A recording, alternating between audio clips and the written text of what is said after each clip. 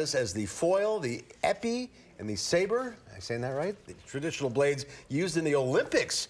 Of course, the LED-lit plastic lightsaber replicas can't slice a Sith Lord in half, but it has the look and even sounds remarkably like the silver screen blades that Yoda and other characters wield in the blockbuster movies. They're realistic enough for duelers to work up an impressive sweat, slashing and stabbing.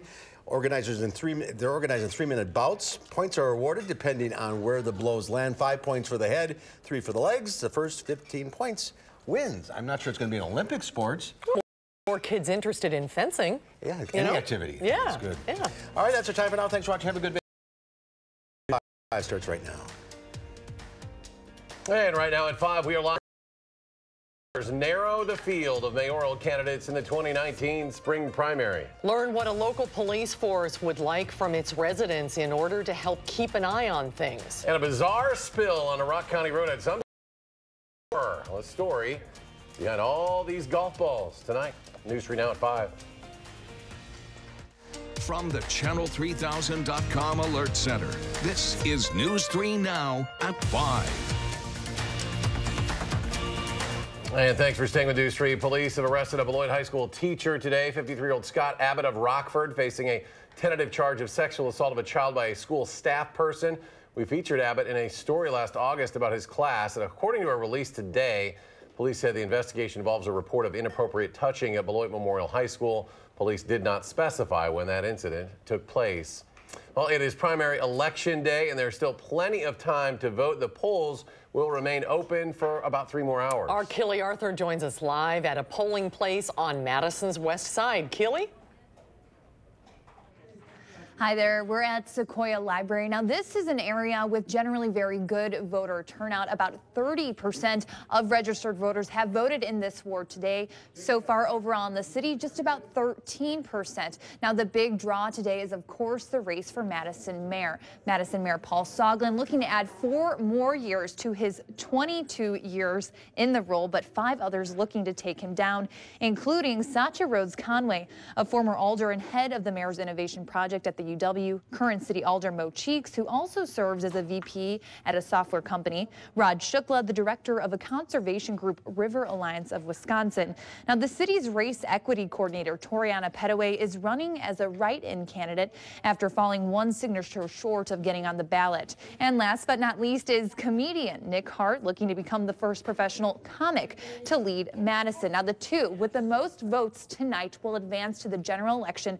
That is in April. For more on the candidates' platforms, you can head over to channel3000.com. Now, polling centers will close at 8. We hope to bring you the latest on the results on News 3 Now at 10. Back to you. Killy Arthur reporting live. Killy, thank you.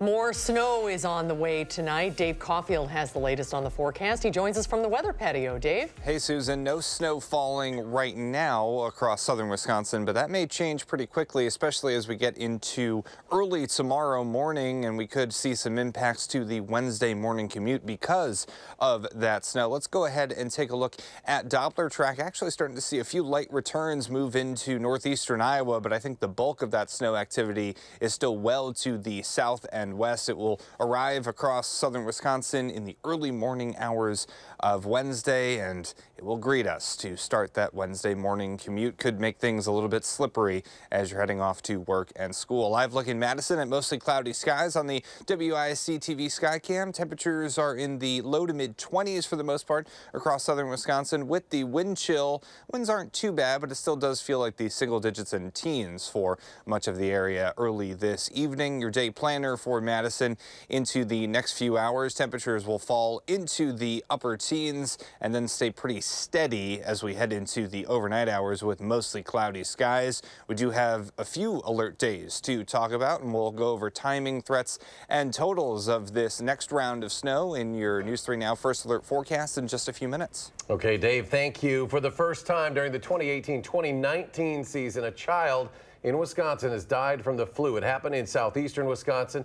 That's according to Children's Hospital of Wisconsin in Wauwatosa. State health officials say the child had not been vaccinated. They urge anyone who has not been vaccinated to do so. According to the Department of Health Services, as of February 9th, there had been 13 flu deaths in the state in this flu season. 10 of those cases or people 65 years of age or older. No further details about the child who passed away have been released. Police are investigating a claim that a high school girls show choir team was filmed while they changed prior to a competition in January. The Parkview Girls Show Choir team was competing at Milton High School when a member of the girls team allegedly found a cell phone set up to record the girls as they changed. Police say they are investigating and looking for evidence of possession of child pornography. The Dodgeville Police Department is asking business and homeowners who have surveillance cameras to let the city know to create another tool for police to solve crimes. Amanda Quintana is here in the studio with us with more on why they feel this database is needed. Amanda? Yes, well, the city of Dodgeville doesn't have its own surveillance system. So when a crime is committed or a person is missing, they turn to the cameras that are out there in front of businesses and homes, but they have to find them first. In downtown Dodgeville, it's not too common for businesses to have their own outdoor security cameras. Small town, crime rate's low. Nobody really expects that they need them, you know. But Randy's Service and Towing does. It just makes us feel more at ease as far as knowing that the customers' cars and stuff, you know, if something were to happen, we can kind of come down to it a little bit quicker to see what the problem was. Even though they're primarily for the auto shop's safety, these cameras could come in handy for police. It's accurate information. It's basically a third-party witness that you can't replace that. Unlike some bigger cities, Dodgeville doesn't have its own surveillance system. So when something happens, police have to search for cameras like these. That search takes time. It's just like the old canvassing, going around house to house and saying, hey, did you see anything? Did you hear anything? Lieutenant Brandon Wilhelm believes having a map of all the cameras out there and which way they point would make things much easier. So he's turning to the community to form a database. It's still completely voluntary. Giving us the information that they have them is voluntary, and then also when we go to request that information later, if we believe that they may have something important or valuable on there, that's also voluntary. For John Hildreth, whether they'd be willing isn't even a question. We'd definitely help them out. We'd help them out if they, you know, if there's an instance where they need our camera footage or something like that, we'd be more than willing to. And if this small piece of technology can help police catch a criminal or find someone in danger, make you feel pretty good. Now, this is all voluntary, but if police believe your camera caught something valuable, the footage could be subject to a court order eventually. Although only a handful of residents have contacted police so far, they hope more will, especially since more people are buying personal cameras nowadays. We'll have more details on the information police are requesting on our website, Channel 3000. Amanda, thank you. Republican lawmakers are using a new study to explain why they don't want Wisconsin to accept federal Medicaid expansion money. A report co-written by the conservative law firm Wisconsin Institute for Law and Liberty was released today. The report finds Medicaid expansion would cost people in Wisconsin on private insurance $600 million a year. Democratic Governor Tony Evers has promised to expand Medicaid in Wisconsin in his state budget proposal. Governor Evers' office and healthcare advocates are dismissing that report and say the governor is listening to the will of the people. There is a new effort underway tonight to get rid of a word that is offensive to people with disabilities. As Rose Schmidt explains, disability rights advocates say this is long overdue. Rose? Yes, well, it may be hard to believe that in 2019, the R word can still be found in Wisconsin state regulations, but advocates hope that it won't be for long.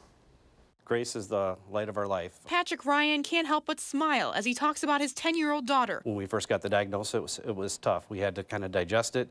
We were able to find out prior to her birth, but that gave us time to adjust and to get support, which is key. As a board member at Gigi's Playhouse, he's a big advocate in the disabilities community, as is Representative John Jagler. I have a daughter who's 21 years old. She has Down syndrome and very tight with folks in that community. That's why he's proposing a bipartisan measure that would remove an offensive word from Wisconsin state law. For reasons that I think are pretty obvious to those of us in the disability community, that the term is outdated. Mental retardation is outdated. Anytime the R word appears in administrative code and administrative rules, it would be replaced with the phrase individuals with intellectual disabilities. And it's used a lot more than you'd think. I think it's 87 different instances where it is in the administrative rules process. Advocates testified in support of the measure Tuesday before a Senate committee, explaining that the word is still being used in a derogatory way. It happens today, and we can't stop that, but at least we can stop this. we can take it out of regulation, we can take it out of statute, and I think this is an important step toward where we need to be. And while you may have grown up hearing the word, it's taken on a different form. And it's still somewhat accepted in lots of circles. And I think we need to get the message out really from a real life standpoint and really personalize it so that people can understand the impact that that word has. And that starts with understanding people like Grace and the lives that she's touched. Now we could not imagine our life without our daughter Grace. The Senate committee will vote on the bill in the coming weeks, and in the State Assembly, the bill was referred to the Committee on State Affairs, but it has not been scheduled for a public hearing just yet. All right, Rose, thank you. Today is the 2019 Alzheimer's Advocacy Day. It is the 6th leading cause of death in Wisconsin and the United States. Today, more than 200 advocates are attending legislative meetings at the state capitol, pushing for continued state help. They're asking lawmakers for an expansion of the Dementia Care Specialist program that helps individuals and their caregivers. They're also asking for a renewal of the Alzheimer's Awareness Grant. We actually have an awareness campaign that kicked off today that's helping to draw attention to not only the disease, but to the resources that are available to individuals who have Alzheimer's or may have Alzheimer's, and the resources that are available to them and their caregivers. You can find that information on the website alz.org/Wisconsin. Statistics show there are 110,000 people in our state suffering from Alzheimer's or dementia, and that number is expected to almost double by 2040. A woman in Janesville has a mess to deal with after close to 5,000 golf balls fell off the back of a truck and into her yard. Those golf balls were on their way to Canada when they fell off the back of a truck. This was just after midnight last night. Thousands of those balls were left in the road. This was along Highway 14. By the time Valerie Kopak realized the cargo had landed in her yard, most of the balls were scooped up. Well, we own both houses, so I'm going to be out here with the trash bag. It appears people have already found the golf balls, so I also have a lot of trash to pick up. The Rock County Sheriff's Office says they believe the balls were on a Walmart truck that was headed for Calgary. Next at 5, more than a dozen states are suing President Trump over his emergency declaration, what that legal action means for his border wall. And if you threw a party and invited everyone you knew, I should sing it, but I won't, you might want to hop aboard the Golden Girls cruise ship. Details about its maiden voyage are next at 5. On Wall Street, the market's back open after President's Day. Small gains across the board. The Dow up 8, the Nasdaq added 14, the S&P climbed 4. Just trust me, and we'll be right back.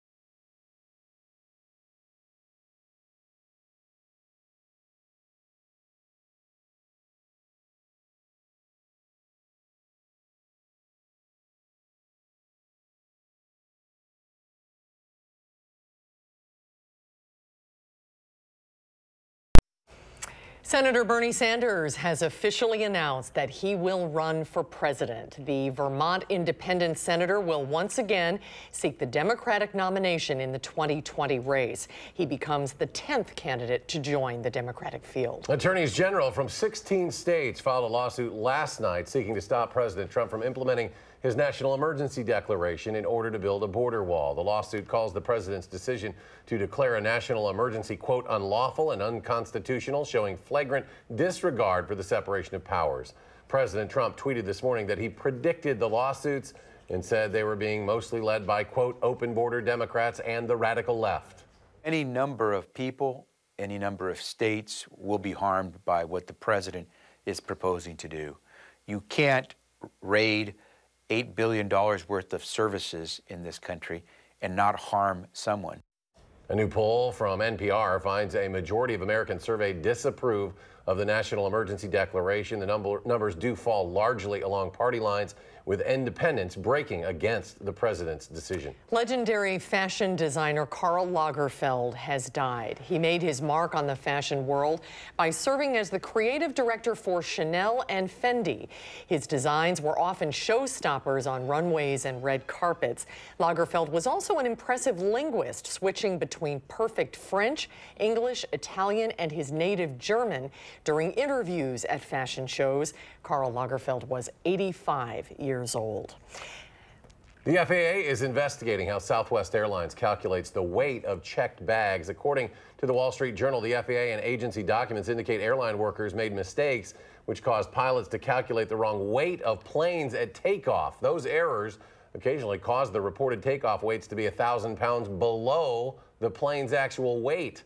The FAA has not found any accidents related to the discrepancies.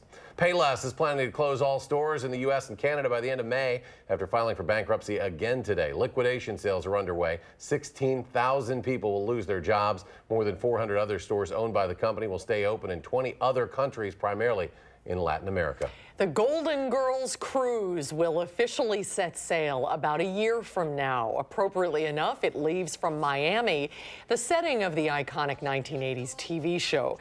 The cruise is 5 nights long. It makes stops in Key West and Cozumel. But its onboard activities will likely intrigue guests, like a karaoke party at Blanche's pickup spot, the Rusty Anchor, and of course, there will be a cheesecake party. Tickets for the trip on the Celebrity Infinity start at around $1,000. We want to remind you about our Day of Warmth telethon happening later this week. Maybe hard to believe, but some 200,000 Wisconsinites struggle to meet basic survival needs each year, and that includes heating their homes. That includes the elderly, our veterans, and working families with children who often have to choose between eating or staying warm. News 3 Now partnering with Energy Services, Inc. for that Day of Warmth telethon, 4 p.m. to 6:30 Thursday. And we'll be taking your calls and donations in a phone bank. You can also donate online all day. We hope you can join us Thursday to share the warmth in our community. Let's get a first check on the weather now. Gary Canalti has the forecast. Gary? It looks a lot like Dave. Oh, excuse me. I'm sorry. It's Dave. Okay. Sorry, Dave. It's okay. Gary and I are working together tonight. I don't know if there's going to be like a puppet master scenario, but we'll try and figure that out. We're trying to figure out this very messy system that is on the way to southern Wisconsin. We have some really heavy rainfall showing up closer to the south and east, but for southern Wisconsin, we'll be dealing with yet another round of light to moderate snow, and even we could see a few spots of freezing drizzle or freezing rain mixed in as this system gets closer, especially into tomorrow afternoon. Right now, we're quiet across southern Wisconsin radar-wise, but starting to see a few light returns actually show up across northeastern Iowa. I still think the snow arrives early tomorrow morning, and we could add to our snow depth about 3 to 6 inches across much of southern Wisconsin, with some areas of about 9 inches and even close to a foot across portions of Sauk County. And we are running well ahead of schedule in our snowfall department, up to about 47 inches of snow, and that's about 9 inches ahead of schedule for this time of year. And it's not out of the question that with this latest round of snow on the way tomorrow, that we could actually eclipse our seasonal snowfall average of 50.9. We just need about 4 or 5 inches of snow to get that feet under our belts. Now, our winter weather advisory in effect for southern Wisconsin for tomorrow, starting early in the morning. That's when that snow does move in. About 2 to 5 inches of snowfall likely for much of southern Wisconsin. A little bit less to the south and east because there is a chance for some freezing rain and drizzle to mix in at times for spots, especially south and east of Madison. But tonight we are hanging out pretty quiet outside with mostly cloudy skies on our Edgewater Skycam. 24 degrees the high today. Actually started off well below zero at -5, so a cold morning, that's for sure. We ended up with temperatures about 5 to 10 degrees below normal for this time of year. And we're in similar temperature territory across southern Wisconsin this evening. 23 right now in Madison, 21 in Monroe, 20 in Platteville, and 22 closer to southwestern Wisconsin and the Mississippi River in Prairie du Chien. Wind chills feeling like the single digits for some of us, others in the mid double digits like Madison where it feels like 14. So temperatures actually decreasing a little bit. Then as we get closer to 9 and 10, we get some warmer air ahead of that round of snow, and temperatures are going up through the 20s overnight. Increasing clouds, that snow develops overnight for tonight, and temperatures rising through the 20s as we just saw.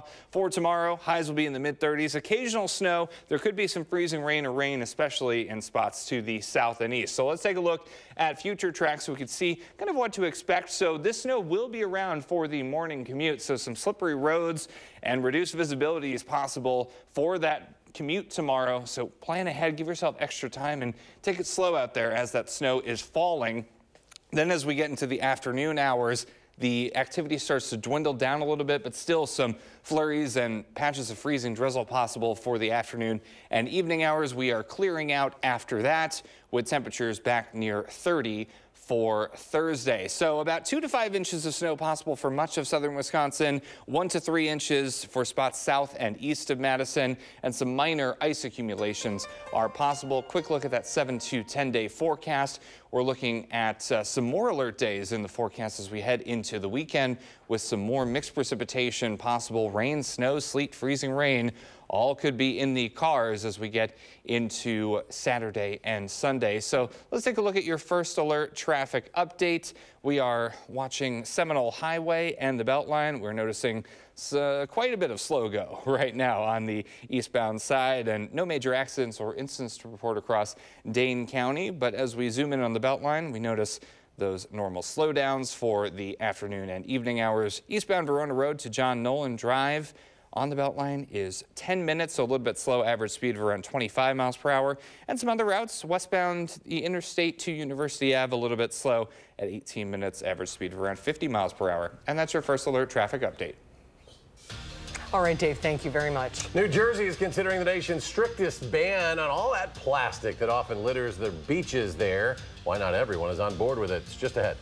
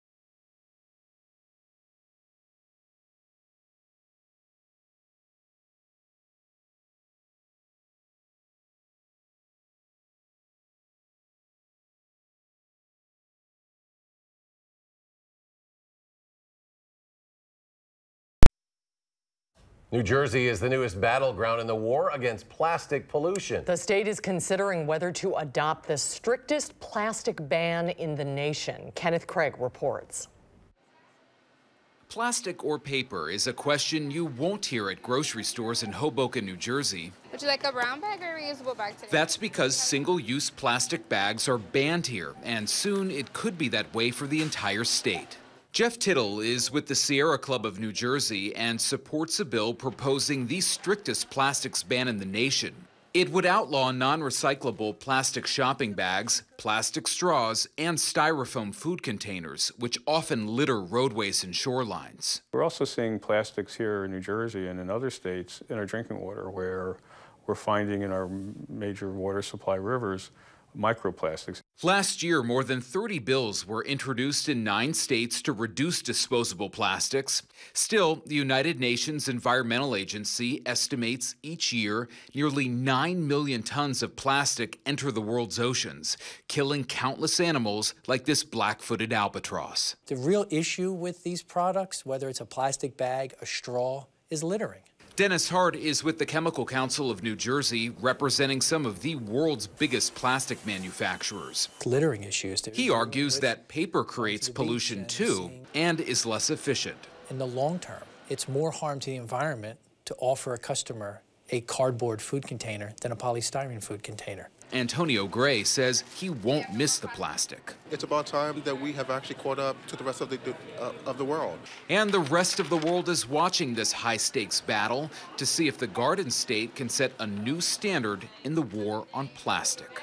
Kenneth Craig, CBS News, Trenton, New Jersey. Back with another check of your forecast in a moment.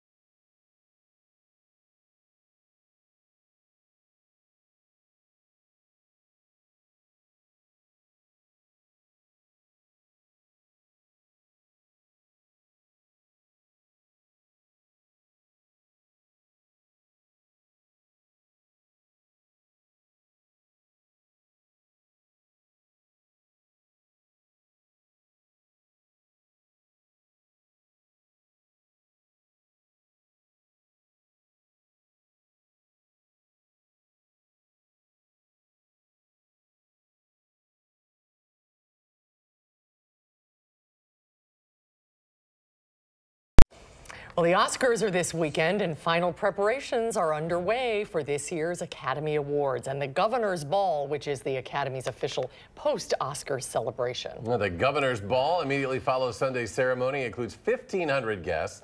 The Academy held a preview event for the Governor's Ball to show off the food that will be served and the decorations as well. Nice. Mother Nature providing some more decorations in the way of snow as we get into tomorrow. The morning commute could be affected for many of us with that snow falling right around the time that we're all out driving. So stay safe out there. We'll have more updates in 30 minutes. CBS Evening News is next.